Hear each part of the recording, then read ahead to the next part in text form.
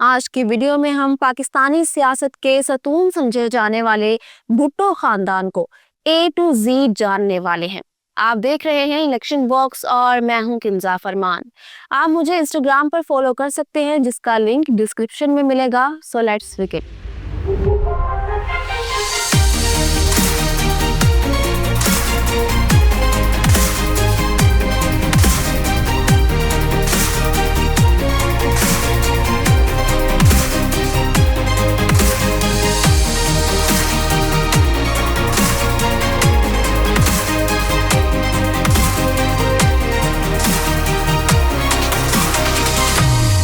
کہانی شروع ہوتی ہے بمبئی پریزیڈنسی کے شہر لاڑکانہ کے ایک سندھی جاگیردار سر شاہ نواز بھٹو سے۔ سر شاہ نواز اپنے وقت کی طاقتور ترین ریاست جونا گڑھ کے دیوان یا وزیر اعظم ہوا کرتے تھے۔ اعلیٰ تعلیم یافتہ سر شاہ نواز بھٹو کے والد غلام مرتضی خان بھٹو اپنے زمانے کے بہت بڑے سندھی فیوڈل لارڈ تھے اور ایک اندازے کے مطابق ان کی جاگیریں 3 اضلاع لاڑکانہ، سکھر اور جیکب آباد تک پھیلی ہوئی تھی۔ بتایا جاتا ہے کہ سر شاہ نواز بھٹو کے والد کے پاس 2.5 لاکھ ایکڑ زرعی اراضی تھی۔ سندھی وڈیرے شاہ نواز بھٹو کا سیاست میں بھی اثر و رسوخ تھا۔ بتایا جاتا ہے کہ وہ سندھ یونائیٹڈ پارٹی کے بانیان میں شامل تھے، لیکن وہ ریاستی اسمبلی کا الیکشن ہار گئے۔ اگر وہ انتخاب جیت جاتے تو ممکن تھا کہ اللہ بخش سومرو کی بجائے سر شاہ نواز بھٹو کو وزیر اعلیٰ سندھ کا منصب ملتا۔ 5 جنوری 1928 کے روز سر شاہ نواز کے گھر میں تیسرے بیٹے کی پیدائش ہوئی، جس کا نام ذوالفقار علی بھٹو رکھا گیا۔ یہی بچہ آگے چل کر پاکستان کا وزیر اعظم بنا۔ ذوالفقار علی بھٹو کے 2 سوتیلے بھائیوں کے نام امداد علی بھٹو اور سکندر علی بھٹو تھے۔ سر شاہ نواز بھٹو کے ایک بیٹی کا نام بے نظیر تھا جو پونے شہر میں کم عمری میں انتقال کر گئی۔ یاد رہے کہ ذوالفقار علی بھٹو کی لاڈلی بہن بے نظیر کی قبر آج بھی انڈیا کے پونے شہر کی ایک درگاہ سے ملحق قبرستان میں ہے۔ کہا جاتا ہے کہ گھر میں شاہ نواز بھٹو کی پہلی بیگم صاحبہ کا حکم چلتا تھا۔ ذوالفقار علی بھٹو کی والدہ کا نام خورشید بیگم تھا جو ایک غریب گھرانے سے تعلق رکھتی تھی۔ جنرل یحییٰ خان کے صاحبزادے علی یحییٰ کہا کرتے تھے کہ بھٹو کی والدہ خورشید بیگم کا اصل نام لکھن بائی تھا۔ ہندو مذہب سے تعلق رکھنے والی لکھن بائی ایک ڈانسر تھی اور وہ نہرو فیملی کے یہاں رہتی تھی۔ ایک روز سندھی جاگیردار سر شاہ نواز بھٹو کو 16 سال کی لکھن بھا گئی اور وہ اسے اپنے پاس لاڑکانہ لے آئے۔ بھٹو مخالف ٹولہ تو ان پر یہ بہتان تک باندھتا ہے کہ ان کی شکل اپنے والد کی بجائے پنڈت نہرو سے ملتی تھی۔ ذوالفقار علی نے اپنی ابتدائی تعلیم ممبئی شہر سے حاصل کی۔ وہ بیرون ملک بھی پڑھتے رہے اور انہوں نے آکسفورڈ سے لاء میں ماسٹرز کیا۔ پاکستان واپسی پر انہوں نے پڑھانا شروع کیا۔ ذوالفقار علی بھٹو کی نجی زندگی ہمیشہ سے ایک دلچسپ ٹاپک رہی ہے۔ ذوالفقار علی بھٹو اپنی زندگی میں 2 مرتبہ دلہا بنے۔ پہلی بار وہ اپنی فیملی کی مرضی سے اور دوسری بار انہوں نے اپنے دل کی سنتے ہوئے لو میرج کی۔ وہ ابھی کم عمر تھے کہ ان کی شادی اپنے سے کئی سال بڑی شیریں امیر بیگم سے کر دی گئی جو کہ ان کی کزن تھی۔ بھٹو کے مطابق شادی کے لیے رضامند کرنے کے لیے گھر والوں نے مجھے کرکٹ سامان سے بھرے 2 بیگ دیے۔ میری شادی کی رسم ہوئے ابھی چند منٹ ہی گزرے ہوں گے کہ میں نے بیٹ بال اٹھایا اور باہر کرکٹ کھیلنے چلا گیا۔ پاکستان بنے ابھی تھوڑا عرصہ گزرا تھا۔ ممبئی کے ایک پکنک اسپاٹ پر ایک خوبصورت ایرانی لڑکی پر پہلے سے شادی شدہ ذوالفقار علی بھٹو کی نظر پڑی۔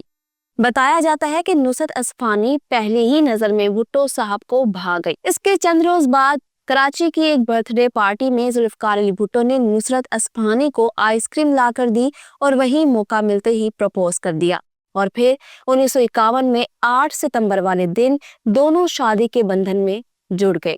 بھٹو کی دوسری شادی ان کے لیے خوش قسمت ثابت ہوئی۔ آنے والے وقت میں بیگم نصرت بھٹو کی ایک ایرانی دوست ناہید پاکستان کی فرسٹ لیڈی بن چکی تھی۔ نصرت بھٹو کے کہنے پر ناہید مرزا نے اپنے شوہر سے ذوالفقار علی بھٹو کی سفارش کی اور یوں صدر سکندر مرزا نے ینگ بھٹو کو اپنی کابینہ میں شامل کر لیا۔ علامہ اقبال کے فرزند جاوید اقبال اپنی کتاب اپنا گریباں چاک میں لکھتے ہیں کہ ذوالفقار علی بھٹو نے صدر سکندر مرزا کا قرب پانے کے لیے بڑی تگ و دو کی۔ एक जमाने में भुट्टो साहब सदर पाकिस्तान की खुशनुदी हासिल करने के लिए ईवान सदर की बावर्ची खाने में मुर्गियां भिजवाया करते थे। और फिर जब दोनों में राह रस्म बढ़ी तो एक शाम मिस्टर भुट्टो ने सदर सिकंदर को अपने घर पर शैंपेन पार्टी में इनवाइट किया। तब एक मौका पर भुट्टो साहब ने सिकंदर मिर्जा से कहा था, सर आप जिस जाफिशानी और लगन से मेहनत कर रहे हैं, मुझे यकीन है कि तारीख में आपका नाम कायदे आजम से भी ऊपर लिखा जाएगा। लेकिन फिर जब army chief general Ayub Khan ने सिकंदर मिर्जा को जलीलो रुस्वा करते हुए मुल्क बदर कर दिया और वो खुद पाकिस्तान के मालिक बन बैठे, तो ये सदर सिकंदर मिर्जा की कैबिनेट से इकलौते भुट्टो ही थे जिन्हें अयूब खान ने भी वजारत सौंपी। ऐसा बताया जाता है कि जुल्फकार अली भुट्टो ने अयूब खान का वजीर बनते ही सिकंदर मिर्जा से अपनी राहें जुदा कर ली। जब उनसे किसी ने पूछा आपने ऐसा क्यों किया, तो जवाब में भुट्टो साहब का कहना था कि कहीं जनरल अयूब नाराज ना हो जाए। उन दिनों में जनाब जुल्फकार अली भुट्टो सदर अयूब खान के चहीते मिनिस्टर हुआ करते थे। मिस्टर भुट्टो और सदर अयूब की कुर्बत का अंदाजा आप यूं लगा लें कि भुट्टो साहब अयूब खान को डैडी कहा करते। 1965 के सदारती इलेक्शन में भुट्टो साहब ने अयूब खान को जितवाने के लिए दिन रात एक कर दिए। एक मौका पर भुट्टो ने अपनी तकरीर में सदारती उम्मीदवार फातिमा जिन्ना पर टोंट करते हुए ये कहा था, मिस फातिमा जिन्ना आखिर शादी क्यों नहीं करती। बताया जाता है कि भुट्टो का ये शर्मनाक इल्जाम सुनकर पाकिस्तान के दौरे पर आए हुए कुछ गैर मुल्की सहाफी रो पड़े थे कि ये कैसी कौम है जो उस खातून पर बहतान लगा रही है जिसको ये मादरे मिल्लत यानी कौम की माँ कहते हैं। तो फिर मिस्टर भुट्टो को तुर्की बा तुर्की जवाब देते हुए फातिमा जिन्ना ने उन्हें शराबी और औरतों का रसिया कह डाला था। खैर, आने वाले वक्त में भुट्टो का मुआहदा ताशकंद पर अयूब खान से इख्तलाफ हो गया और उन्होंने ठोकर मारते हुए अपनी वजारत छोड़ दी। जल्द ही उन्होंने पाकिस्तान पीपल्स पार्टी के नाम से अपनी सियासी जमात बना ली। कुदरतुल्लाह शहाब अपनी किताब शहाबनामा में तहरीर करते हैं, भुट्टो अरसे से मौके की ताक में था। लोहा गरम देखकर उन्होंने हथौड़े की जरब लगाई और अयूब के खिलाफ अपनी मुहिम का आगाज कर दिया। उन्होंने 21 सितंबर 1968 के रोज हैदराबाद में एक जलसे का एहतमाम किया। इस जलसे में उन्होंने अयूब के खिलाफ तंदो तेज तकरीर में कसम खाई कि वो सदर अयूब को मसनद इक़्तिदार से उतारे बगैर चैन से नहीं बैठेंगे। फील्ड मार्शल अयूब खान के खिलाफ मुल्क भर में मुजाहरों और हंगामों का आगाज हुआ तो 25 मार्च 1969 को उन्होंने पाकिस्तान की बागडोर जनरल यहिया के सुपुर्द कर दी। जनरल यहिया ने आम इंतखाबात का ऐलान किया तो भुट्टो साहब ने अपनी तमाम तवानाई इलेक्शन पर लगा दी। 1970 के जनरल इलेक्शन में जुल्फकार अली भुट्टो ने इंतखाबी निशान तलवार के साथ पाकिस्तान भर के 6 हलकों से इलेक्शन लड़ा। मिस्टर भुट्टो को लाहौर, मुल्तान, लाड़काना, हैदराबाद और ठट्ठा से कामयाबी मिली, जबकि डेरा इस्माइल खान कॉन्स्टिट्यूएंसी में मौलाना फजल रहमान के वालिद मुफ्ती महमूद के हाथों शिकस्त से दो चार होना पड़ा। यहाँ मैं आपको बताते चलूं कि 70 के जनरल इलेक्शन में लाहौर के एक हलके से जुल्फकार अली भुट्टो और अलावा मोहम्मद इकबाल के फर्जंद डॉक्टर जावेद इकबाल के माबैन 1-1 मुकाबला हुआ। जावेद इकबाल के सपोर्टर्स में उभरते हुए सनतकार मियां मोहम्मद शरीफ पेश थे। आपको ये जानकर हैरानी होगी कि पोलिंग डे पर मियां मोहम्मद शरीफ ने जावेद इकबाल के वोटर्स को लाने के लिए बसों का इंतजाम कर रखा था और हर पोलिंग स्टेशन के बाहर मियां शरीफ ने दोपहर में कीमे वाले नान तकसीम करवाए। बात हो रही है 70 के इलेक्शन की, तो जनाब मशरकी पाकिस्तान में अवामी लीग के शेख मुजीबुर रहमान ने इंतखाबी निशान कश्ती के साथ ढाका शहर के 2 हलकों से कॉन्टेस्ट किया और जबरदस्त कामयाबी हासिल की। अवामी लीग टोटल 300 में से 160 सीटें जीतकर पाकिस्तान की सबसे बड़ी पार्टी उभर कर सामने आई, जबकि पीपल्स पार्टी के हिस्से में 81 सीटें आ सकी। उस दौर में फॉर्म 45 के मुताबिक तो शेख मुजीब ही वजीर आजम बनने के असल हकदार थे, लेकिन जनरल यहिया और उनकी टीम को ये काबिल कबूल ना था। मुज़ाकरात के कई दौर हुए लेकिन हमेशा नाकाम। एक मरतबा जब फरवरी 1971 में कौमी असम्बली का इजलास बुलाया जाना था तो भुट्टो ने पीपल्स पार्टी के MNAs को ये कहते हुए ढाका जाने से रोक दिया कि अगर किसी ने कोशिश भी की तो मैं उसकी टांगे तोड़ दूंगा। यही वो बदकिस्मत इंतखाबात थे जो पाकिस्तान की तकसीम का बाइस बने। सकूते ढाका का दिल खराश वाकया पेश आया और पाकिस्तान 2 लख्त हो गया। जुल्फकार अली भुट्टो के मुखालिफिन के मुताबिक अगर भुट्टो को इक़्तिदार की लालच ना होती तो शायद पाकिस्तान कभी तकसीम ना होता। सकूत ढाका के बाद जनरल यहिया खान ने इस्तीफा देते हुए इक़्तिदार भुट्टो के हवाले कर दिया। तो यूं जुल्फकार अली भुट्टो ने पाकिस्तान के पहले civil chief martial law administrator और सदर का ओहदा संभाला। भुट्टो पर तनकीद करने वाले आज भी उन्हें बगैर वर्दी आमिर समझते हैं। भुट्टो साहब पावर में आए तो जनरल यहिया खान को घर पर नजरबंद कर दिया गया और उनकी मिस्ट्रेस जनरल रानी मफरूर इश्तिहारियों की तरह जा बजा छुपती फिरती रही। जुल्फकार अली भुट्टो ने इक़्तिदार की बागडोर संभाली तो वो जनरल टिक्का खान को आर्मी चीफ बनाना चाहते थे। कहा जाता है कि 3 मार्च 1972 के रोज जनरल गुल हसन खान को भुट्टो साहब ने अगवा करवा लिया। उन्हें गाड़ी में बिठाकर उन पर पिस्तौल तान लिया गया। अभी जनरल गुल हसन की गाड़ी लाहौर भी नहीं पहुंची थी कि टिक्का खान के कंधों पर आर्मी चीफ के क्राउन्स लगा दिए गए और उन्होंने फौज की कमान संभाल ली। एक रोज डॉक्टर अब्दुल कदीर खान की जुल्फकार अली भुट्टो से मुलाकात हुई तो भुट्टो साहब ने उनसे पूछा, मिस्टर खान मुझे साफ साफ और सच सच बताएं, क्या बम, मेरा मतलब एटम बम तैयार कर सकते हैं? डॉक्टर अब्दुल कदीर खान ने ये जवाब दिया कि क्यों नहीं, एटम बम तैयार किया जा सकता है। भुट्टो साहब जज्बाती अंदाज में मेज पर हाथ मारते हुए बोले, I will see the Hindu bastards now. साल 1972 में जब पाकिस्तान के एटमी प्रोग्राम की बुनियाद रखी गई, उसमें प्रोफेसर डॉक्टर अब्दुल सलाम का बतौर मुशीर साइंस कलीदी किरदार था। लेकिन बाद में डॉक्टर सलाम एटम बम बनाने के मुखालिफ हो गए क्योंकि जौहरी हथियारों से दुनिया की अमन को खतरा हो सकता था। दोस्तों, ये जुल्फकार अली भुट्टो ही थे कि जिनकी मेहनत और लगन से 1973 में पाकिस्तान का पहला मुत्तफिका आइन मंजूर हुआ। अगले बरस भुट्टो साहब की क़यादत में पाकिस्तान ने इस्लामी सरबराही कॉन्फ्रेंस की मेजबानी की। 22 से 24 फरवरी को होने वाली इस लाहौर समिट में दुनिया भर के मुसलमान मुल्कों के सरबराहान पाकिस्तान आए थे। पहले तो शेख मुजीबुर रहमान इस समिट में आना नहीं चाहते थे, लेकिन फिर जब फलस्तीनी सदर यासिर अरफात और मिस्र के सदर अनवर सादात उन्हें खुद लेने ढाका चले गए तो फिर बांग्लादेश के बानी ने भी जिद छोड़ दी। बताया जाता है कि जब सुकूत ढाका के 5 बरस बाद शेख मुजीबुर रहमान ने पहली बार पाकिस्तान की धरती पर कदम रखा तो एयरपोर्ट पर उन्हें जुल्फकार अली भुट्टो खुद रिसीव करने आए हुए थे। उस मौका पर दोनों रहनुमा बिछड़े हुए भाइयों की तरह कुछ ऐसे बगलगीर हुए कि देखने वाली हर आंख में आंसू थे। ये जुल्फकार अली भुट्टो ही थे जिन्होंने कौमी असम्बली में कई रोज की बहस के बाद 7 सितंबर 1974 को कादियानियों को गैर मुस्लिम अकलियत करार दे दिया। माजी की खूबसूरत बंगाली खातून हुस्ना शेख और भुट्टो साहब का स्कैंडल हमारे प्रिंट मीडिया की जीनत बना रहा। नजम सेठी के फ्राइडे टाइम्स के एक आर्टिकल के मुताबिक गुलाम मुस्तफा खर मिस्टर भुट्टो को कराची बाद आइलैंड में हुस्ना शेख के अपार्टमेंट पर ले जाते थे। शहबाज शरीफ की एहलिया बेगम तहमीना दुरानी की किताब माय फ्यूडल लॉर्ड के मुताबिक 27 साल हुस्ना शेख जुल्फकार अली भुट्टो से इस कदर इरिटेट हो चुकी थी कि वो भुट्टो की शक्ल देखते ही जोर से दरवाजा बंद कर देती।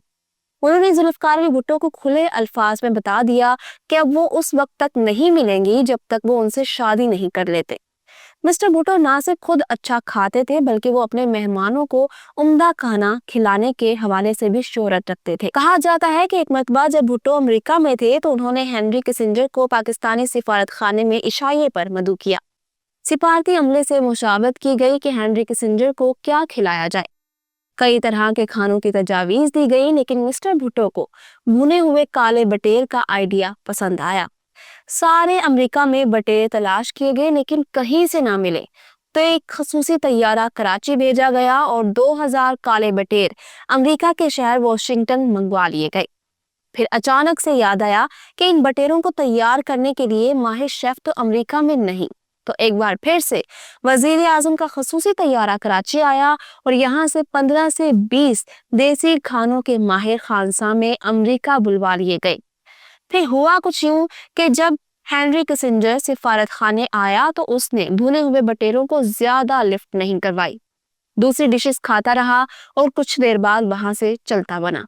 जुल्फकार अली भुट्टो ने जनरल टिक्का खान से मशवरा लिया कि आपका जानशीन किसको बनाया जाए, तो ज़ेरे गौर 8 जर्नैलों में आखिरी नंबर पर जनरल मोहम्मद जियाउल हक थे।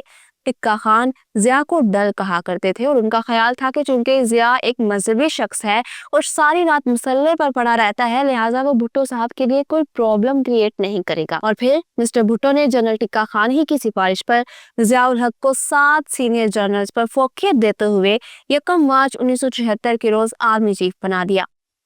پیپلز پارٹی کے بانی رہنما ڈاکٹر مبشر حسن بتاتے تھے کہ پرائم منسٹر بھٹو کافی پی رہے تھے کہ اچانک کافی ان کے جوتوں پر گر گئی۔ ایسے میں chief of army staff general Zia الحق نے اپنا رومال نکال کر بھٹو صاحب کے ایک جوتے سے کافی صاف کی۔ جب بھٹو صاحب کا ایک جوتا اچھے سے صاف ہو گیا تو انہوں نے اپنا دوسرا جوتا آرمی چیف کے آگے بڑھا دیا کہ اسے بھی چمکاؤ۔ اس واقعے میں کتنی صداقت ہے اور کتنا جھوٹ، یہ تو کوئی نہیں جانتا۔ بے نظیر بھٹو اپنی کتاب میں ایک مزاحیہ واقعہ لکھتی ہیں۔ بلوچستان میں ایک شخص نے ذوالفقار علی بھٹو کو روک کر غصے سے کہا، تم نے یہاں سڑک کیوں بنوا دی ہے؟ میرا گدھا اس سڑک پر چلتے چلتے پھسل جاتا ہے۔ بھٹو صاحب نے اس کسان کو تسلی دی، ٹینشن مت لو، میں تمہیں ایسا گدھا لے کر دوں گا جو 3 گنا رفتار سے دوڑے گا اور پھسلے گا بھی نہیں۔ اگلے ہفتے میرے والد نے اس کسان کے لیے جیپ بھجوا دی۔ 1977 میں بھٹو صاحب کی پیپلز پارٹی اور پی این اے پاکستان نیشنل الائنس ایک دوسرے کے مد مقابل تھے۔ پی این اے کا انتخابی نشان حل تھا، اس لیے ان دنوں میں بھٹو مخالفین یہ نعرہ لگاتے تھے، گنجے کے سر پر حل چلے گا، گنجا سر کے بل چلے گا۔ تو دوسری طرف پیپلز پارٹی کے جیالوں کا یہ نعرہ مقبول تھا، 100 یہودی ایک مودودی۔ 1977 میں ہونے والے انتخابات میں میر مرتضی بھٹو اپنے والد کی الیکشن کیمپین کرتے ہوئے نظر آئے۔ تب مسٹر بھٹو نے انہیں لاڑکانہ میں اپنی انتخابی مہم کا انچارج بنایا ہوا تھا۔ اپنی الیکشن مہم میں ذوالفقار علی بھٹو جلسوں میں اعلان کہا کرتے تھے کہ ہاں میں شراب پیتا ہوں لیکن میں غریبوں کا خون تو نہیں پیتا۔ یاد رہے کہ بعد میں یہی ذوالفقار علی بھٹو تھے جنہوں نے مولویوں کے پریشر میں آ کر شراب پر پابندی لگا دی تھی۔ ایک سیاسی لطیفہ یہ بھی مشہور ہے کہ ذوالفقار علی بھٹو نے اپنے مخالفین مفتی محمود اور شاہ احمد نورانی سے کہا تھا کہ میرے شراب پینے پر تمہیں کیوں پیٹ میں مروڑ اٹھتی ہے؟ کیا میں نے کبھی تمہارے حلوے کھانے پر تنقید کی ہے؟ 1977 کے جنرل الیکشن میں اگرچہ ذوالفقار علی بھٹو کی پیپلز پارٹی نے ملک بھر کی 200 میں سے 155 نشستیں جیت کر میجورٹی حاصل کی تھی، لیکن پی این اے نے اسے کھلی دھاندلی کا نام دیا۔ پاکستان نیشنل الائنس والے سڑکوں پر آ چکے تھے اور یوں احتجاجی تحریک بنتی گئی۔ اس میں کوئی شک نہیں کہ وزیر اعظم بھٹو کا اقتدار تب سے ڈاواں ڈول ہونا شروع ہوا جب اپوزیشن اتحاد پی این اے نے تحریک نظام مصطفیٰ چلائی۔ حالات کی نزاکت کا احساس کرتے ہوئے بھٹو نے اپوزیشن کی جماعتوں سے مذاکرات بھی کیے اور دوبارہ انتخابات کے لیے تیار بھی ہو گئے۔ ذوالفقار علی بھٹو کے وزیر خزانہ ڈاکٹر مبشر حسن بتاتے تھے کہ مفتی محمود مذاکرات کے لیے آتے تو بھٹو صاحب نے تاکید کی کہ ان کی کوک میں تھوڑی سی وسکی ڈال دیا کرو۔ ایک دن بھٹو صاحب نے منع کر دیا کہ آج کوک میں وسکی نہ ڈالنا۔ ملاقات کے بعد مفتی محمود جانے لگے تو بھٹو صاحب کو کہنے لگے کہ آج کوک کا مزہ نہیں آیا۔ جب ملک انارکی کی طرف بڑھ رہا تھا تو اس وقت کے آرمی چیف جنرل ضیاء الحق نے موقع سے فائدہ اٹھایا۔ وہ آپریشن فیئر پلے کو حتمی شکل دے چکے تھے۔ 5 جولائی 1977 کو آپریشن فیئر پلے کا آغاز ہوا چاہتا تھا۔ رات کے 2 بجے کمانڈوز پرائم منسٹر ہاؤس میں داخل ہوئے۔ اس وقت بیگم بھٹو چیختی ہوئی بے نظیر بھٹو کے کمرے میں آئیں اور کہنے لگی، جلدی اٹھو، کپڑے بدلو، فوج نے قبضہ کر لیا ہے۔ گھر میں فوج کی نقل و حرکت دیکھ کر بھٹو صاحب نے آرمی چیف جنرل محمد ضیاء الحق کو فون کرتے ہوئے پوچھا، میرے گھر میں فوجی کیوں منڈلا رہے ہیں؟ یہ مجھے چیک کر کے بتاؤ۔ اور پھر 5 جولائی کا سورج اس خبر کے ساتھ طلوع ہوا کہ جنرل محمد ضیاء الحق نے بھٹو کو اقتدار سے آؤٹ کرتے ہوئے پاکستان میں مارشل لا امپوز کر دیا ہے۔ یاد رہے کہ مارشل لا امپوز کرنے سے چند لمحے قبل آرمی چیف جنرل محمد ضیاء الحق نے راولپنڈی کے کور کمانڈر لیفٹیننٹ جنرل فیض علی چشتی سے ملاقات کی۔ جنرل چشتی مشن پر روانہ ہونے لگے تو ضیاء الحق جنرل چشتی کے قریب آئے اور کان میں آہستہ سے بولے، دیکھو مرشد کہیں مروا نہ دینا۔ اب آئیے ذوالفقار علی بھٹو کے تختہ دار پر لٹکانے والے نواب قصوری قتل کیس کو جان لیتے ہیں۔ نواب محمد احمد قصوری پیپلز پارٹی کے ایم این اے تھے۔ بھٹو صاحب کی اپنی پارٹی پر مکمل گرفت تھی، لیکن نواب قصوری ہمیشہ سے بے باک ہو کر اختلاف کرتے تھے۔ وہ بھٹو صاحب کو جمہوریت کا چیمپئن کہا کرتے اور پارٹی اجلاس میں شرارت کرتے ہوئے اونچی آواز میں انہیں کچھ یوں مخاطب کرتے، میرے چیمپئن ذرا میری بات بھی سنیں۔ वजीर आजम भुट्टो हमेशा नवाब कसूरी की बातों से इरिटेट हो जाया करते थे। कई बार उन्होंने नवाब कसूरी को डांटा भी, लेकिन वो कहाँ बाज आने वाले थे। नवंबर 1974 में नवाब मोहम्मद अहमद कसूरी अपनी फैमिली के साथ एक शादी में शिरकत करने जा रहे थे कि अचानक उन पर अंधाधुंध फायरिंग होने लगी, जिसमें वो शदीद जख्मी हुए। तब उनके जवान साल बेटे अहमद रजा कसूरी उन्हें लिबर्टी चौक के नजदीक यूनाइटेड क्रिश्चियन हॉस्पिटल में ले आए, जहां वो जख्मों की ताब ना लाते हुए चल बसे। अहमद रजा कसूरी ने एफआईआर में वजीर आजम भुट्टो को बराह रास्त अपने वालिद का कातिल लिखवाया। चूंकि जुल्फकार अली भुट्टो पाकिस्तान के वजीर आजम थे, तो ऐसे में उनके खिलाफ कार्रवाई कैसे मुमकिन थी। यही वजह थी कि उस एफआईआर को सरबा-मुहर कर दिया गया। 3 सितंबर 1977 को माजूल वजीर आजम जुल्फकार अली भुट्टो को रात के आखिरी पहर उनके कराची में वाक़या घर 70 क्लिफ्टन से गिरफ्तार कर लिया गया। कोट लखपत जेल के कैदी नंबर 1772 जुल्फकार अली भुट्टो को निशाने इबरत बनाने के लिए martial law administrator general Muhammad Ziaul Haq के हुक्म पर सर्द खाने में पड़ा नवाब कसूरी कत्ल केस एक बार फिर से खोला गया। फेडरल सिक्योरिटी फोर्स के 5 एहलकारों ने वादा मुआफ गवाह बनते हुए इकबाल जुर्म करते हुए बताया कि उन्होंने जुल्फकार अली भुट्टो के अहकाम पर नवाब कसूरी को कत्ल किया। केस चलता रहा और बिल आखिर 18 मार्च 1978 को लाहौर हाई कोर्ट के चीफ जस्टिस मौलवी मुश्ताक हुसैन ने जुल्फकार अली भुट्टो को फांसी की सजा सुना दी। तब दुनिया के 26 ममालिक ने जनरल ज़ियाउल हक से दरख्वास्त की थी कि आप भुट्टो साहब को हमारे मुल्क में जिला वतन कर दें, लेकिन वो ना माने। भुट्टो साहब ने कानूनी जंग लड़ने का फैसला किया। जब सजाए मौत के खिलाफ सुप्रीम कोर्ट में अपील दायर की गई, तो भुट्टो को कोट लखपत जेल लाहौर से पिंडी जेल मुंतकिल कर दिया गया, और यही वो जगह थी जहां वो अपनी जिंदगी के आखिरी 323 दिन गुजारने वाले थे। सुप्रीम कोर्ट के लार्जर बेंच के कुल 7 में से 4 मेंबर्स ने जुल्फकार अली भुट्टो की फांसी के फैसले को पहली अपील और फिर नजरसानी की अपील दोनों में बरकरार रखा। भुट्टो साहब को रावलपिंडी जेल के जनाने हिस्से में एक 7 बाई 10 फुट की कोठरी में कैद किया गया। उन्हें पलंग, गद्दा, छोटी सी मेज और एक बुक शेल्फ दी गई थी। साथ में एक छोटी सी कोठरी थी जहां उनके लिए एक कैदी खाना बनाता था।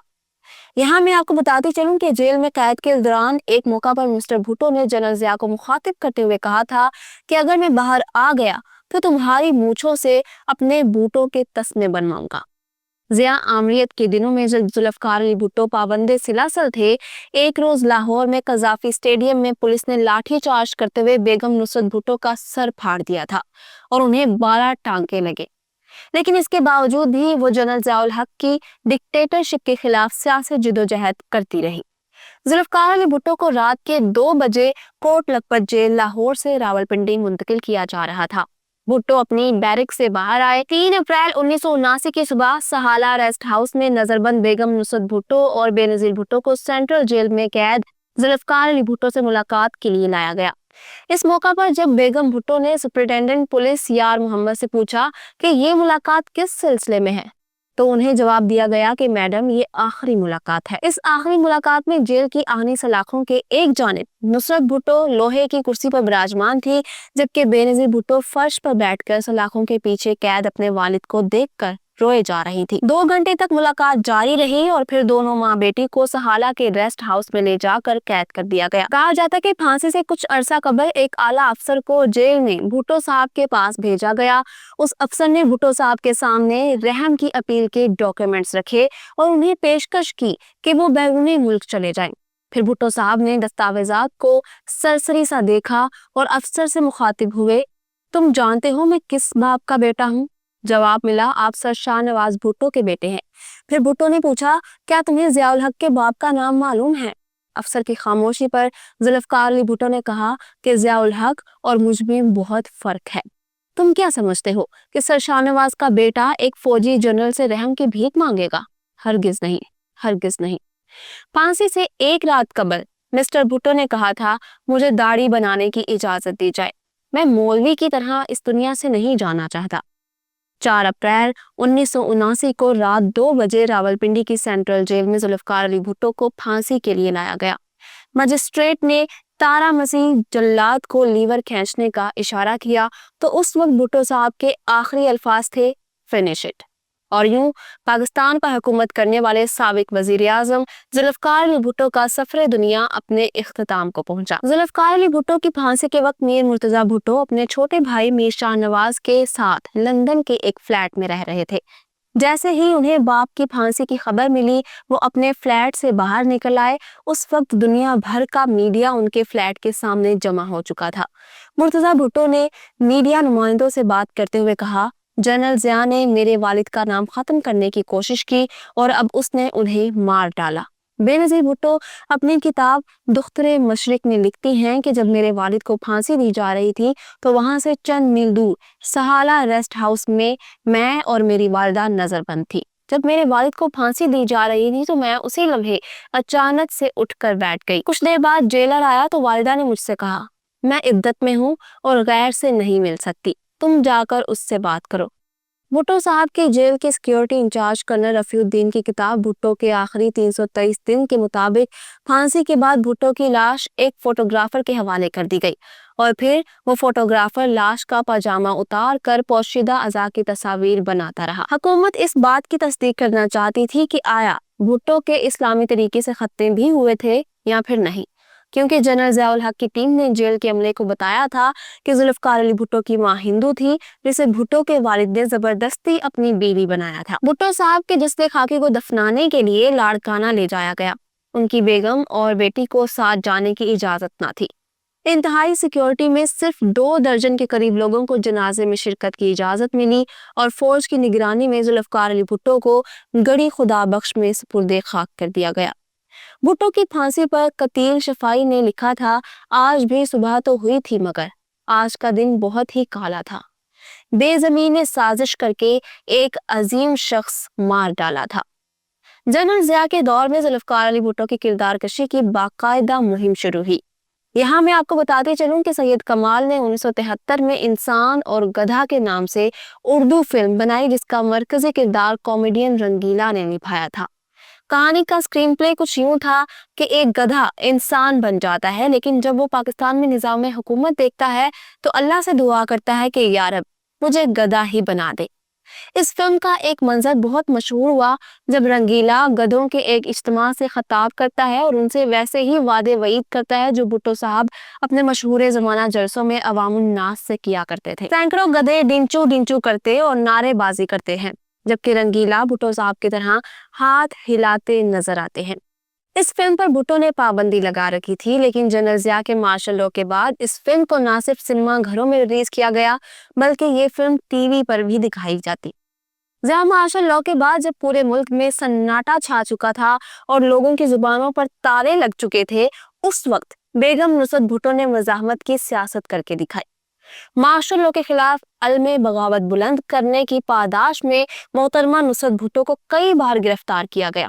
جنرل ضیاء کی آمریت میں سب سے زیادہ بھٹو خاندان نے قربانیاں دی۔ یہ وہ دور تھا کہ جب بھٹو کے دونوں بیٹے مرتضیٰ بھٹو اور شاہ نواز بھٹو افغانستان میں جلا وطنی کی زندگی گزار رہے تھے۔ یہیں رہتے ہوئے مرتضیٰ نے افغان وزارت خارجہ کے ایک آفیسر کی بیٹی فوزیہ فصیح الدین سے شادی کی، جبکہ شاہ نواز بھٹو نے فوزیہ کی بہن ریحانہ فصیح سے شادی کی۔ بیگم نصرت بھٹو اپنے دونوں بیٹوں کی شادی ایرانی فیملی میں کروانا چاہتی تھی۔ یہی وجہ تھی کہ وہ اس بات سے ناخوش تھی کہ ان کے بیٹوں نے ایک افغان اہلکار کی بیٹیوں سے شادی کیوں کی۔ سال 1982 میں دونوں بھائیوں کے گھر میں بیٹیوں کی پیدائش ہوئی۔ مرتضیٰ نے اپنی بیٹی کا نام فاطمہ بھٹو رکھا، جبکہ شاہ نواز کی اکلوتی بیٹی کا نام سسی بھٹو ہے۔ جولائی 1985 میں ذوالفقار علی بھٹو کے سب سے چھوٹے صاحبزادے شاہ نواز صرف 27 سال کی عمر میں فرانس میں پراسرار حالت میں مردہ پائے گئے۔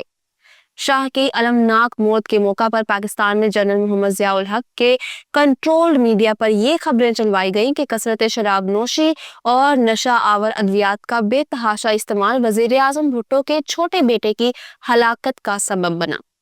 بے نظیر بھٹو کے مطابق جب پولیس شاہ نواز بھٹو کے فلیٹ میں داخل ہوئی تو مرتضیٰ نے مجھے یہ کہتے ہوئے کچن میں بھیج دیا کہ میں یہ سب مناظر نہیں دیکھ پاؤں گی۔ فرانسیسی حکام نے 4 ہفتوں تک شاہ کی لاش ہمارے حوالے نہیں کی اور وہ تحقیقات کرتے رہے، حالانکہ مسلمانوں میں تو 24 گھنٹوں کے اندر اندر مردے کو دفن کرنے کا حکم ہے۔ भुट्टो फैमिली की जानिब से शाहनवाज भुट्टो के मुबैना कत्ल का इल्जाम उनकी बेवा रिहाना फसीहुद्दीन पर लगाया गया। आप जरा तसव्वुर कीजिए कि 3 साल की बच्ची का बाप मारा गया और उसकी मां को पुलिस अरेस्ट करके ले गई। 1 महीने तक सस्सी भुट्टो अपने वालिदा के साथ पुलिस स्टेशन से अदालत और फिर अदालत से पुलिस स्टेशन के चक्कर लगाती रही। रिहाना के वकील ये साबित करने में कामयाब हो गए कि शाहनवाज को कत्ल नहीं किया गया बल्कि उन्होंने खुदकुशी की थी, जिसके बाद दोनों माँ बेटी की जान छूटी। चंद हफ्तों बाद रिहाना को सफर करने का इजाजतनामा मिला तो वो अपनी मासूम बेटी को लिए हमेशा हमेशा के लिए अमेरिका शिफ्ट हो गई। बताया जाता है कि रिहाना ने फिर शादी नहीं की और दोनों माँ बेटियां आज भी एक साथ रहती हैं। उस मौका पर मीर मुर्तजा ने रिहाना की बहन फौजिया को तलाक दे डाली थी। बाद में मुर्तजा ने एक लिबनानी निजात गनवा से शादी की, जिससे उनका एक बेटा जुल्फकार अली भुट्टो पैदा हुआ। वापस आते हैं जनरल ज़िया के दौरे आमरीत पर। जनरल ज़ियाउल हक की छतरी तले होने वाले 1985 के गैर जमाती इंतखाबात का पीपल्स पार्टी ने बाइकआउट किया।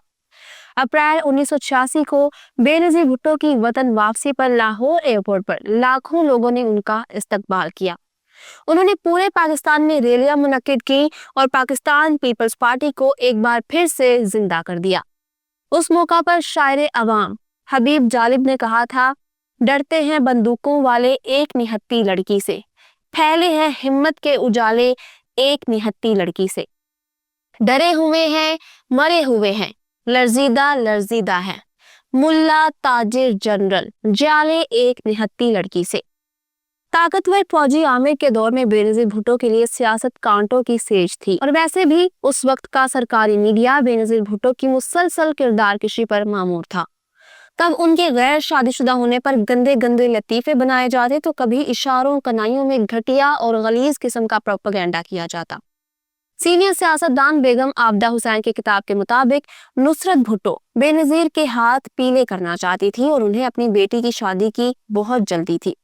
बेनज़ीर भुट्टो के मुताबिक मुझे किसी ने बताया था कि आसिफ सरदारी एक मर्तबा पोलो खेलते हुए घोड़े से गिर पड़ा था और वो लंगड़ा के चलता है। मेरे नजदीक लंगड़ाना किरदार की कमजोरी नहीं होती। लंदन में जब मेरी आसिफ से पहली मुलाकात हुई तो मेरा दिल धक धक करने लगा। एक रोज मैं लंदन में पोलो मैच देख रही थी कि शहद की मक्खी ने मुझे डंग मारा। आसिफ ने जब ये सब कुछ देखा तो उसने फौरन एम्बुलेंस मंगवा ली। अगली सुबह मम्मी ने आसिफ से शादी के बारे में मेरी राय ली तो मैंने हाँ बोल दी। बेनज़ीर भुट्टो दिसंबर 1987 में आसिफ अली जरदारी से रिश्ता अज़दवाज में बन गई। वो अपने शोहर से उम्र में 2 साल बड़ी थी। बेनज़ीर की शादी को अभी चंद महीने हुए थे कि उनके अज़ली दुश्मन जनरल मोहम्मद ज़ियाउल हक 17 अगस्त 1988 को होने वाले तैयारा क्रैश में चल बसे। गुलाम इसहाक खान ने नए इंतखाबात का ऐलान कर दिया जो कि 16 नवंबर को होने जा रहे थे। बेनज़ीर भुट्टो उन दिनों प्रेग्नेंट थी और एन इलेक्शन के दिनों में डिलीवरी मुतवक्के थी। पीपल्स पार्टी के लिए 88 का इलेक्शन मेक और ब्रेक था। मोहतरमा बेनज़ीर भुट्टो ने डॉक्टर्स के मशवरे से 21 सितंबर को कबल अज वक्त ऑपरेट करवाया और यूं बिलावल की मुद्दत से पहले पैदाइश हुई। बेनज़ीर बेटे का नाम अपने मरहूम भाई की निस्बत से शाहनवाज रखना चाहती थी, लेकिन आसिफ जरदारी ने पहले बच्चे का नाम बिलावल रखा। पीपल्स पार्टी को 1988 का इलेक्शन हराने के लिए उस वक्त के इस्लामी जमहूरी इत्तेहाद के सुरखैर मियां मोहम्मद नवाज शरीफ ने बेगम नुसरत भुट्टो और बेनज़ीर भुट्टो की किरदार कशी करते हुए तमाम हदें पार कर दी। इलेक्शन की गहमा गहमी के दिनों में एक सुबह अखबारात में एक बड़ा सा इश्तिहार छपवाया गया जिसमें किसी साहिल समुंदर पर किसी लड़की की उर्मिया फोटो के ऊपर ये उन्वान दिया गया, बेनज़ीर की बेलबासी और इखलाक से बेनियाजी। काबिल अफसोस बात तो ये है कि तब बेनज़ीर भुट्टो की बरहना तस्वीर बनवाकर हेलीकॉप्टरों से फेंकवाई जाती रही। एंड उसी दौर में जनरल रानी ने एक अखबारी नुमाइंदे को इंटरव्यू देते हुए इसे मकाफाते अमल करार दिया था। जनरल रानी के मुताबिक भुट्टो ने जो जो अलकाबात मुझे दिए उससे ज्यादा तो उसकी बेटी बेनज़ीर को मिल रहे हैं। ये तो अल्लाह ताला का कानून है। 88 के आम इंतखाबात में जबरदस्त कामयाबी के बाद पीपल्स पार्टी बरसरे इक्तदार आई। बेनज़ीर भुट्टो पाकिस्तान की वजीर आजम बनी और उनकी वालिदा नुसरत भुट्टो सीनियर मिनिस्टर। याद रहे कि बख्तावर भुट्टो की पैदाइश के दौरान जब बेनज़ीर भुट्टो छुट्टियों पर थी तो बेगम नुसरत भुट्टो पाकिस्तान की कायम मुकाम वजीर आजम भी रही। 90 का इंतखाबी मार्का सर करने के बाद नवाज शरीफ वजीर आजम बने तो उन्होंने बेनजीर और उनकी वालिदा का जीना हराम कर दिया। बताया जाता है कि नवाज शरीफ के लगाए हुए वजीर आला सिंध जाम सादिक अली शैतानी का कोई भी मौका हाथ से ना जाने देते थे। एक मर्तबा एयरपोर्ट पर जाम सादिक और बेगम नुसरत का आमना सामना हुआ तो जाम सादिक ने शरारत करते हुए बेगम भुट्टो से कहा, हेलो मम्मी, जिस पर बेगम नुसरत भुट्टो ने उसे कहा, शट अप बास्टर्ड। तो फिर जाम सादिक को आराम आया। बेनजीर भुट्टो की वजारत उज़्मा के दौर में उनके भाई मुर्तजा भुट्टो अपनी जिलावतनी खत्म करके पाकिस्तान आए तो उन पर कातिलाना हमले होने लगे। चूंकि उस वक्त बेनजीर भुट्टो प्राइम मिनिस्टर थी, यही वजह थी कि बेगम नुसरत भुट्टो ने अपनी बेटी को इस सारे वाक़े का मोरद इल्जाम ठहराया। नुसरत भुट्टो तब से अपनी बेटी को भुट्टो की बजाय मिसेस जरदारी कहने लगी और यहाँ से माँ बेटी के ताल्लुकात में बिगाड़ आता गया। मुन्नू भाई मरहूम अपने एक कॉलम में लिखते हैं कि उन्होंने एक महफिल में मीर मुर्तजा से पूछा कि आपका कुदरती ताउन किसके साथ हो सकता है। उन्होंने बताया, अगरचे मैं जरदारी को पसंद नहीं करता, मगर अपनी बहन बेनजीर को भेड़ियों के नरगे में भी तो नहीं छोड़ा जा सकता। साबिक सदर पाकिस्तान फारूक अहमद लगारी के मुताबिक मिस्टर जरदारी और मीर मुर्तजा भुट्टो एक दूसरे से शदीद नफरत करते थे।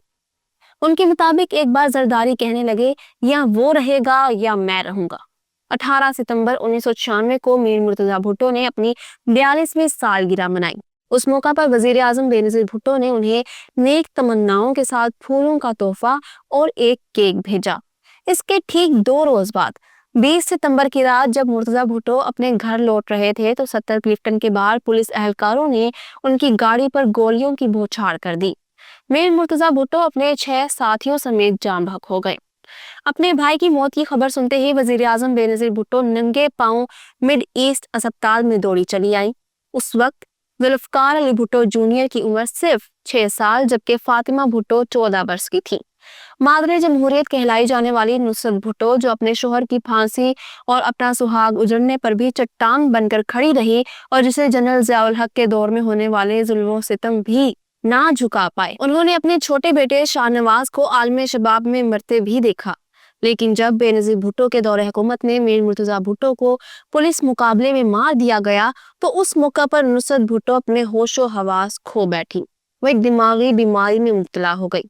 वो जिंदा लाश बनकर रह गई। वो सांसें तो लेती रही लेकिन हकीकत में वो बेमौत मर चुकी थी। मुर्तजा भुट्टो के कत्ल की FIR में आसिफ जरदारी का नाम शामिल नहीं था, मगर बाद में उनका नाम भी शामिल किया गया। उनके कत्ल के बाद अपोजिशन ने यह कहना शुरू कर दिया कि वजीर आजम अपने भाई को न बचा सकी, वो अवाम या किसी दूसरे शहरी का क्या तहफ़्फ़ुज़ कर पाएंगी। बेनजीर भुट्टो की हुकूमत रेत की दीवार साबित हुई और मुर्तजा के कत्ल के तकरीबन 1 माह बाद सदर फारूक लगारी ने उनकी हुकूमत को बरतरफ कर दिया। जुल्फकार अली भुट्टो की औलाद में सनम भुट्टो अभी तक जिंदा है। सनम भुट्टो ज्यादातर बैरून मुल्क रहती हैं, ताहम वो अपने वालिद और बहन की बरसी के मौका पर पाकिस्तान आती हैं। भुट्टो खानदान की वारिस सनम भुट्टो खुद को लो प्रोफाइल में रखती हैं। यही वजह है कि वो मीडिया से दूर रहती हैं और आपने टीवी चैनल्स पर उनके इंटरव्यूज नहीं देखे होंगे। सनम की एक बेटी और एक ही बेटा है जिनके नाम आजादी हुसैन और शाहमीर हुसैन है। बेनजीर भुट्टो की औलाद में बिलावल भुट्टो, बख्तावर और आसिफा भुट्टो है। मीर मुर्तजा की एक बेटी फातिमा और एक बेटा जूनियर भुट्टो है, जबकि शाहनवाज भुट्टो की इकलौती बेटी का नाम सस्सी भुट्टो है। दोस्तों, अगर आप चाहते हैं कि मैं साबिक वजीर आजम जुल्फकार अली भुट्टो के 8 पोते पोतियों और नवासे नवासियों पर एक डिटेल्ड वीडियो बनाऊं तो मुझे कमेंट सेक्शन में लिखकर बताएं। मैं उम्मीद करती हूँ कि आज की वीडियो आपको पसंद आई होगी। अगर आप जुनैद जमशेद के फैक्ट्स जानना चाहते हैं तो यहाँ ऊपर क्लिक करें। इमरान खान की 4 बहनों के फैक्ट्स के लिए यहाँ नीचे, और वजीर आजम शौकत अजीज की कहानी आपको यहाँ मिलेगी। वीडियो को लाइक शेयर करें, इलेक्शन बॉक्स सब्सक्राइब कर लें और हमारी वीडियोस देखते रहें। अल्लाह हाफिज़ व नासिर।